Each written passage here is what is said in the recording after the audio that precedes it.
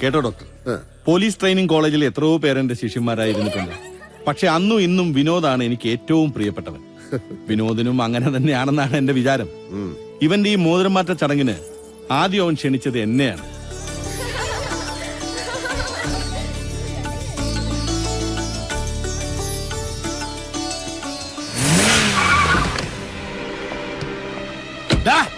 ഡോക്ടറെ, ഡോക്ടറെ, ചതിയ വഞ്ചക, എന്നെ പറ്റി അനാവശ്യം എഴുതിക്കാൻ അതാണ് എന്റെ ഫോട്ടോ എടുത്തത് അല്ലേ? ഒരുപാട് പേരുണ്ടല്ലോ ഇവിടെ. ആരെങ്കിലും ചത്തോ? എന്താ നിങ്ങക്ക് വേണ്ടത്? ആ, ഇത് നമ്മുടെ നാർക്കോട്ടിക് അല്ലേ? കഞ്ചാവ് പിടിക്കാൻ കാട്ടിലോട്ട് വരുന്നെന്ന് പറഞ്ഞിട്ട് അവിടെയും കണ്ടില്ലല്ലോ.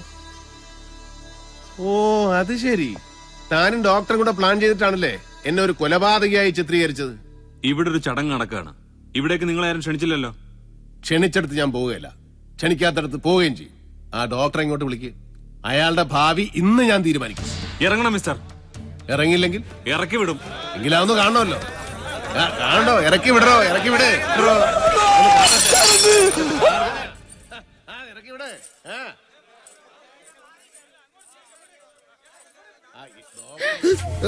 നശിച്ചവനെ നീ എന്ത് പണിയാടാ ഒപ്പിച്ചത്? ഏതവനാടാ അത്? ആകെ കൂടെ അലങ്കോലാക്കിയല്ലോ എന്റെ ഈശ്വര. എന്തെങ്കിലും ഒന്ന് ചെയ്യടാ.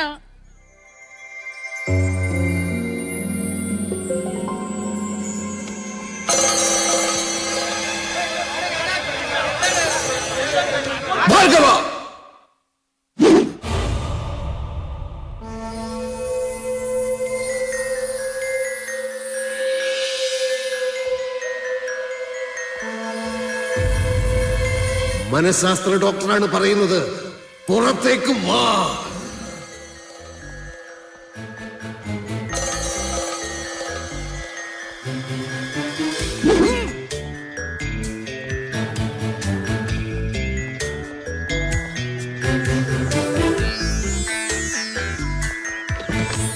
വണ്ടിയിലേ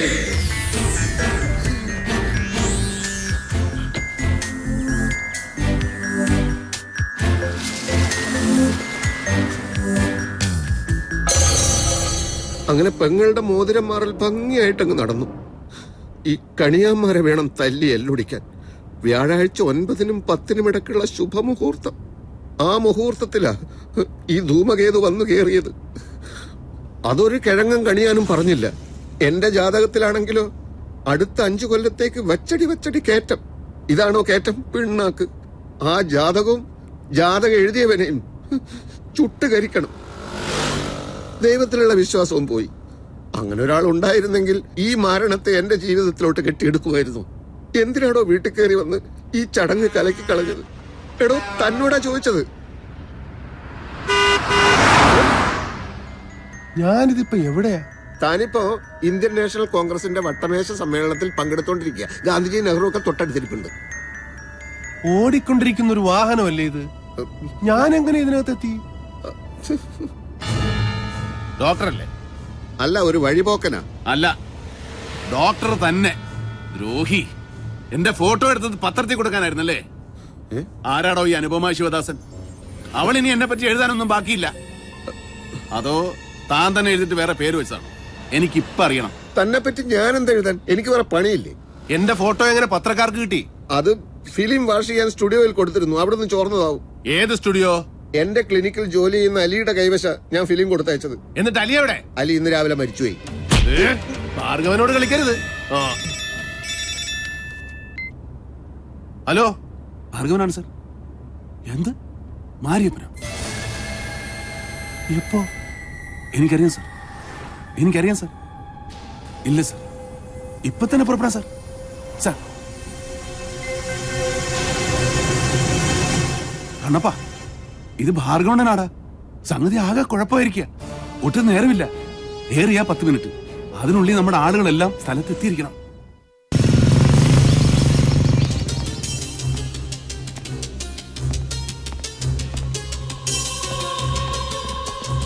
എല്ലാവരും എത്തിയോളൂ.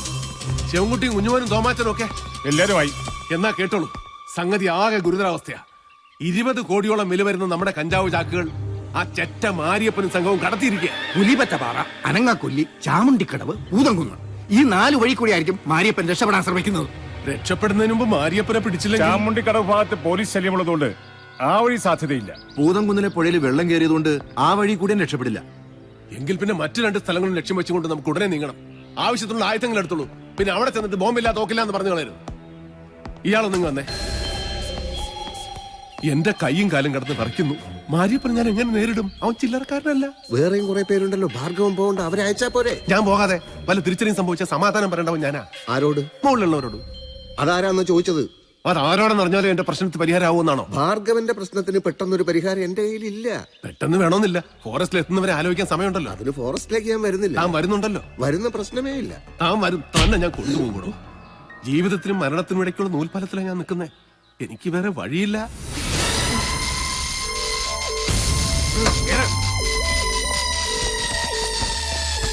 കണപ്പാ കേറ്.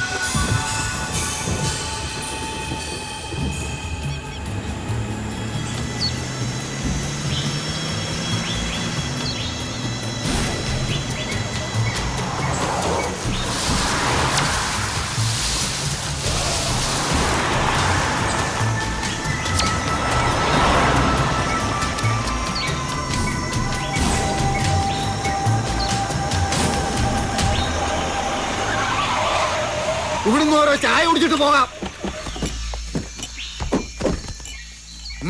ഇറങ്ങിക്കോ. കാട്ടിനകത്തോട്ട് കയറിയ പിന്നെ കുടിക്കാനൊന്നും കിട്ടുകയല്ല.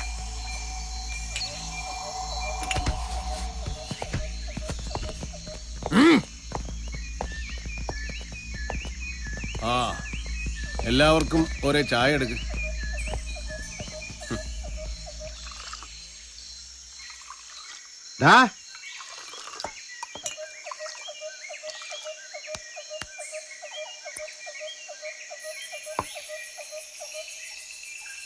ജബ്ബാറെ, കണപ്പ, ഡോക്ടർ എവിടെ? പോയി നോക്കണം.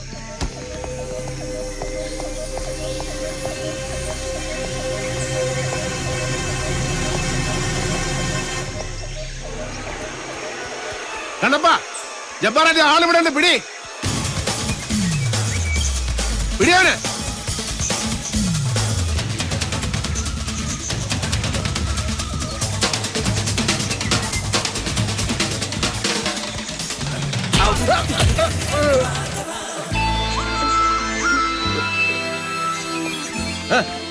കിട്ടി കിട്ടി, ആളെ കിട്ടി.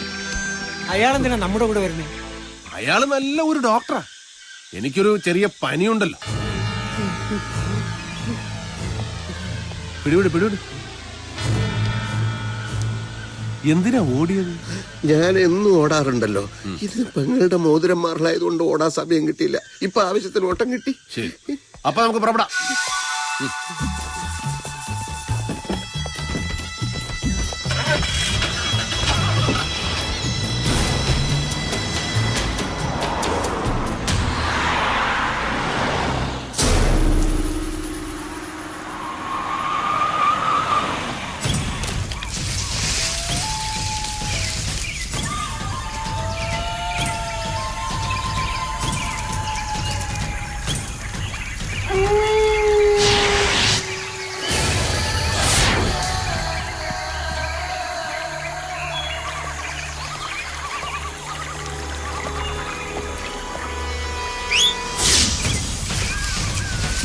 ഭാർഗവൻ,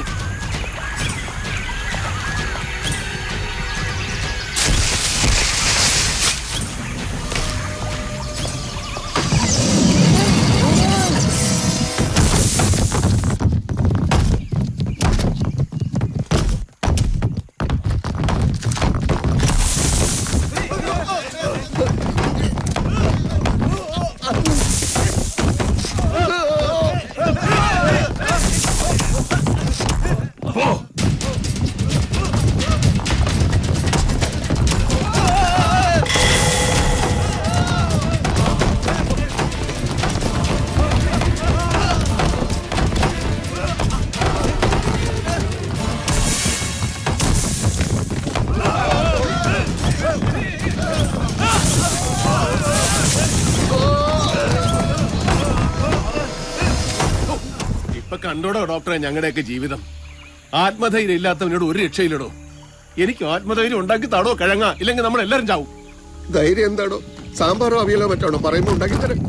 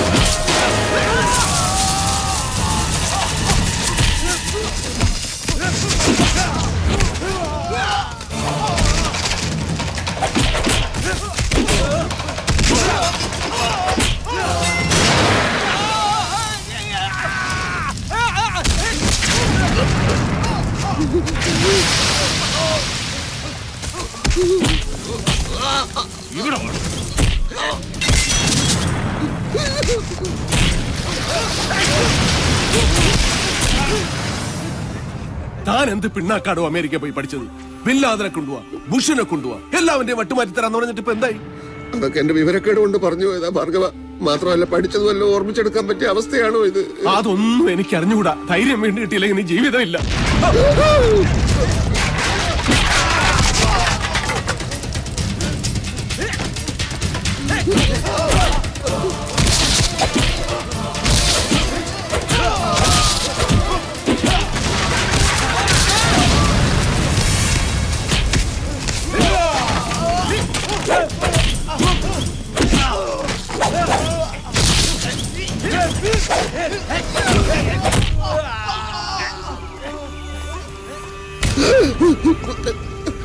ഞാൻ മനഃശാസ്ത്രം പഠിച്ചിട്ടില്ല, എനിക്കൊന്നും അറിഞ്ഞുകൂടാ. എന്നെ കൊലക്ക് കൊടുക്കല്ലേ ഭാർഗവ. ഫ്രോയിഡിനും യൂങ്ങിനും മനഃശാസ്ത്രത്തെ പറ്റി എത്ര പുസ്തകം വേണമെങ്കിലും എഴുതാം. അവർക്കാർക്കും ഈ അവസ്ഥ ഉണ്ടായിട്ടില്ലല്ലോ. എന്റെ അവസ്ഥ ഭാർഗവ, പ്രായമായ അമ്മയുണ്ട്, പെങ്ങളെ കല്യാണം കഴിപ്പിച്ചയക്കണം. വയസ്സുകാലത്ത് എനിക്കും കല്യാണം കഴിക്കണമെന്ന് മോഹം ഉണ്ടായിപ്പോയി. കൈവിട് ഭാർഗവ, ഞാൻ എങ്ങനെയെങ്കിലും ഒന്ന് രക്ഷപ്പെട്ടോട്ടെ ഭാർഗവ.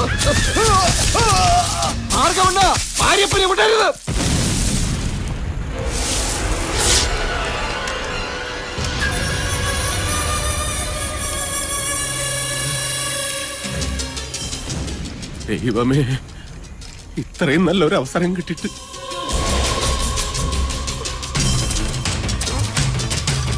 അവസാനമായിട്ട് ചോദിക്കാൻ, എനിക്ക് കാഞ്ചി വലിക്കാൻ ധൈര്യം തരാൻ എന്തെങ്കിലും വിദ്യ തന്റെ കയ്യിലുണ്ടോ? കാഞ്ചി വലിക്കണമെങ്കിൽ കാഞ്ചി വലിക്കാന്നുള്ള വിദ്യയുള്ളൂ. എന്റെ കൈ വിറയ്ക്കുന്ന താൻ കാണുന്നില്ലല്ലോ. കൈ വിറക്കാൻ ഞാൻ പറഞ്ഞില്ലല്ലോ.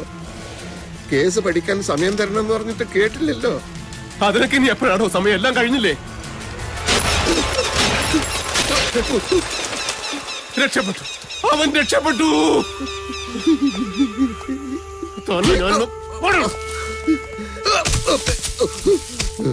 ഇപ്പൊ വെടിവെച്ചില്ലേ? അതിനുള്ള ധൈര്യം കിട്ടിയില്ലേ? പിന്നെന്താ പ്രശ്നം? അത് ഞാൻ അറിഞ്ഞോട് സംഭവിച്ചാണോ? ആണോ? ഈശ്വര, ഞാൻ എന്ത് സമാധാനം പറയും? ഹലോ, ഞാൻ ഭാർഗവനാണ്. ഇല്ല, മാരിയപ്പന്റെ നേരെ 6-7 വെടിയാൻ വെച്ചു. 1-2 കൊണ്ടു. പക്ഷെ അവൻ രക്ഷപ്പെട്ടു കളഞ്ഞു.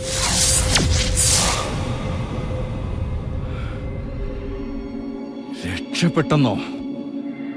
എന്ന് വെച്ചാൽ എന്റെ 20 കോടി പോയെന്നോ? സമ്മതിക്കില്ല ഞാൻ. പോയത് തിരിച്ചു പിടിക്കാതെ ജീവനോടെ എന്റെ മുമ്പിൽ താൻ വരരുത്. ഒന്നും രണ്ടുമല്ല, 20 കോടിയാണ്. ഭാർഗവ, തന്നെ ഞാൻ ചുട്ടുകരിക്കും. രാമനാഥനാ പറയുന്നത്.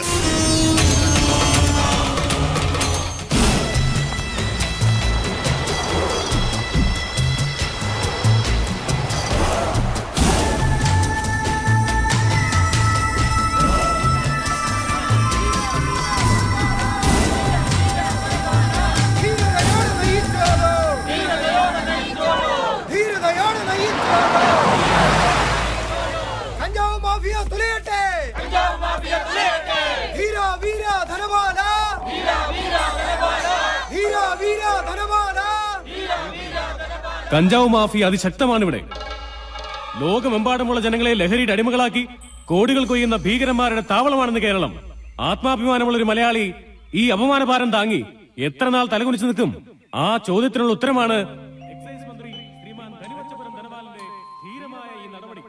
ഇവിടെ തൊട്ടടുത്ത് അദ്ദേഹം തന്നെ നേരിട്ട് അന്വേഷിച്ച് കണ്ടുപിടിച്ച കഞ്ചാവ് തോട്ടം ഇന്നിവിടെ തീയിട്ട് നശിപ്പിച്ചുകൊണ്ട് വരും നാളുകളിൽ സംഭവിക്കാൻ പോകുന്ന വ്യാപകമായ കഞ്ചാവ് വേട്ടയ്ക്ക് ഇന്നിവിടെ തുടക്കം കുറിക്കുകയാണ്.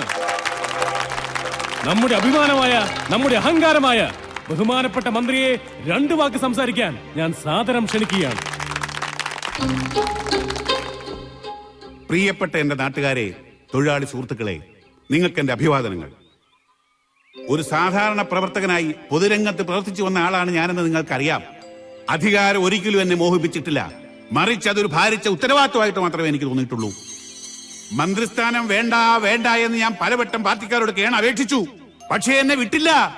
എന്റെ കൂടപ്പിറപ്പുകളെ സ്നേഹിക്കാൻ എന്തിനാണ് എനിക്കൊരു മന്ത്രിസ്ഥാനം? എന്തിനാണ് ഒരു MLA സ്ഥാനം? ആദർശമാണ് എനിക്ക് വലുത്. അത് ഞാൻ എന്നും മൂർക്ക പിടിക്കും. ആദർശം ബലികഴിക്കേണ്ട സന്ദർഭം എപ്പോഴെങ്കിലും എന്റെ ജീവിതത്തിൽ ഉണ്ടായാൽ ഈ കുപ്പായി ഞാൻ വലിച്ചെറിയും.